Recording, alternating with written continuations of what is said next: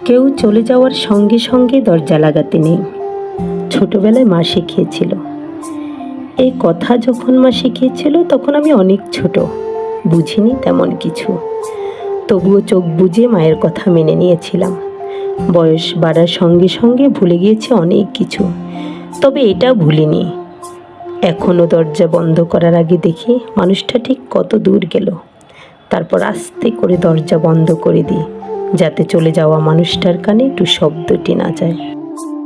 জীবনে এমন কিছু মানুষ আসে, সময়ের অভিশাপে তাদের ছেড়ে দিতে হয়। ছেড়ে দিলেও আমি দরজা খুলে ঠাই দাঁড়িয়ে থাকি, দেখি তারা যেতে যেতে একবার পেছনে ফিরে তাকায় কিনা, তাদের কন্দনরত চোখে আরেকটু থেকে যাওয়ার আকুতি আছে কিনা।